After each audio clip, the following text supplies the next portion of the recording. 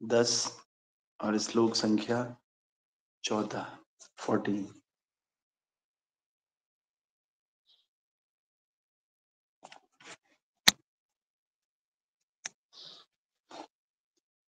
निरुन्धनुद्गल द्वास्पापो उत्कण्ठया देवकी शुते नृत्यागरात्रो भ्रतमिति स्याधन्वद्धव स्त्रियः न्यारुन्धान् उद्गलद्वसपम् आतुकुण्ठ्यात् देवकी सुते नित्याते अगरन्नो भद्रम् इति स्याद्बन्धवा स्त्रियः न्यारुधन् दुलद्वस्पापम् उत्कण्ठो यदेवकी शुते निर्यात्यागारानो भद्रम् इति स्याधान्व स्त्रियः न्यरुन्धुन्नदुलादास्पम् उत्कण्ठाय देवकी सुते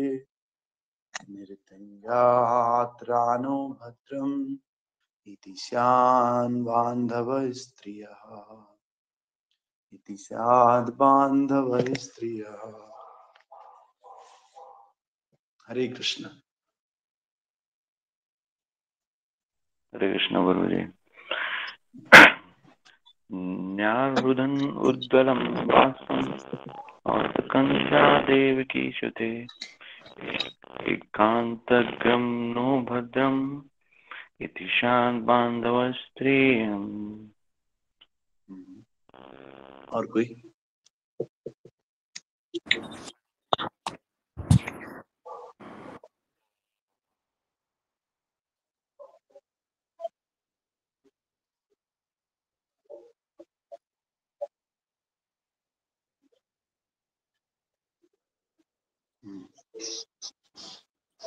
हरे कृष्ण। और कोई?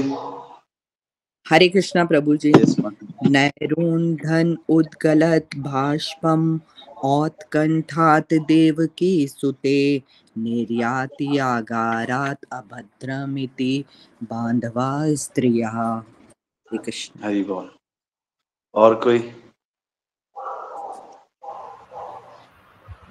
हरे कृष्ण प्रभु जी। निरुन्धन उद्गलं भाष्पम् उत्कण्ठात् देवकी सुते निर्यात्य अगारान्नो भद्रम् इति शाद्बान्धव स्त्रियः। ओके, इसका ट्रांसलेशन इस प्रकार से है। The female relatives whose eyes were flooded with the tears out of anxiety for Krishna came out the place. They could stop their tears only with great difficulty. They feared that tears would cause misfortune at the time of departure. नमो विष्णुपदाय कृष्णपृष्ठाय भूतले श्रीमते भक्तिवेदांत स्वामिने इति नामिने नमस्ते सरस्वती देवे गौरवाणी प्रचारिणे निर्विशेष शून्यवादी पाश्चात्य देश तारिणे श्रील प्रभुपाद की जय। तो हम लोग देख रहे हैं कि कैसे भगवान श्री कृष्ण युधिष्ठिर महाराज से परमिशन लेते हैं और परमिशन लेने के बाद रथ में बैठते हैं।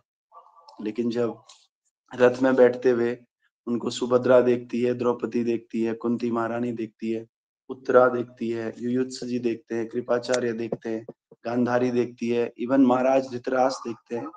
तो ये सब लोग, नकुल, सहदेव, भीमसेन, ये सब देख करके लगभग बेहोश हो जाते हैं, क्योंकि इन्होंने भगवान के साथ खाया है, भगवान के साथ उठे बैठे हैं और भगवान के साथ वार्तालाप किया है, भगवान के साथ सोए हैं। तो इनका भगवान के साथ रेसिप्रोकेशन था, इसलिए ये लोग भगवान के साथ सेपरेशन को नहीं टॉलरेट कर पा रहे थे। तो कल हमने देखा था कि जो व्यक्ति बुद्धिमान होता है, बुद्धिमान व्यक्ति कौन है? जो भक्तों की संगति करता है। One is intelligent who associate with the devotees. भगवान ने गीता में भी कहा है कि जो मेरे भक्तों का संग करता है वो सबसे बुद्धिमान व्यक्ति है। और भक्तों की संगति से ही हम भगवान को समझ सकते हैं। और दूसरा, जिसने एक बार भगवान को समझ लिया, भले थोड़े समय के लिए क्यों ना समझा हो, वो भगवान को सुनना छोड़ नहीं सकता। तो फिर पांडवों की तो बात ही क्या है। क्योंकि पांडव एक बार नहीं कई बार भगवान से सुने हैं, भगवान के साथ बैठे, तो इनका वियोग नहीं सहन करना बिल्कुल प्रैक्टिकल था। तो कल हमने देखा कैसे ये लोग द्रवित हो रहे थे, इनके हृदय रूपी या इनके नेत्र अपलक थे, नेत्र ये लोग बंद नहीं कर पा रहे थे, और स्नेह के बंधन में बंधकर इनके मन इधर उधर मचल रहे थे। तो आज कह रहे हैं कि नयरुंधन उद्गलत वाष्पम। नयनधन मतलब बड़ी मुश्किल से इन्होंने आंसुओं को रोका, और उद्गलम मतलब आंसुओं को और उमड़ते हुए आंसू, और औत्कंठ्यात देवकी सुते, कि सगी संबंधी जितने भी इनके रिश्तेदार थे और स्त्रियां थी, जिनके नेत्रों से भगवान श्री कृष्ण के लिए उत्कंठावश आंसू उमड़ रहे थे। महल से बाहर आ गए सारे लोग, और वे बड़ी मुश्किल से अपने आंसू को रोक पा रहे थे। उन्हें डर था कि प्रस्थान के अवसर पर आंसुओं से अपशकुन हो सकता है, क्योंकि at the time of departure there must not be any misfortune. तो they all were afraid that tears would cause misfortune. जो टीयर्स है, आंसू हैं, वो अपशकुन क्रिएट कर सकते हैं, इसलिए ये लोग रो भी रहे हैं, लेकिन रोना इनको आ रहा है, उसको रोक भी रहे हैं। क्यों रोक रहे हैं? क्योंकि भाई जाते समय अगर आंसू आते हैं तो वो अपशकुन होता है। तो स्पेशली यहाँ पर वर्णन है फीमेल रिलेटिव्स का, जो स्त्री इनके रिश्तेदार थे। मेल तो फिर भी नहीं रोते हैं, लेकिन लिखा हुआ है female relatives whose eyes were flooded with tears out of anxiety for Krishna। Krishna के लिए जो इनकी एंजाइटी थी, उस एंजाइटी के कारण इनके आंखों में बहुत आंसू थे, और इन आंसुओं को साथ लेकर ये सब महल से बाहर आए भगवान को देखने के लिए। महल से बाहर आए, लेकिन आंसुओं को इन्होंने रोक दिया। तात्पर्य बाय अर्चनीय वंदनीय प्रातः स्मरणीय जगत गुरु श्रील प्रभुपाद जी द्वारा। श्रील प्रभुपाद की जय। तो हस्तिनापुर के राजमहल में सैकड़ों महिलाएं थी, वे सभी भगवान कृष्ण के प्रति स्नेहमयी थी, वे सभी उनकी रिश्तेदार भी थी। जब उन्होंने देखा कि भगवान श्री कृष्ण अपने घर जाने के लिए महल से निकल रहे हैं, तो वे उनके लिए अत्यंत व्याकुल हो उठी, और जैसा उनका स्वभाव था, उनके आंखों में ढुलक ढुलक कर कपोलों पर आने लगी। उसी समय उन्होंने सोचा कि उस समय उनके अश्रु भगवान श्री कृष्ण के लिए अमंगल सूचक हो सकते हैं, इसीलिए उन्होंने आंसुओं को रोक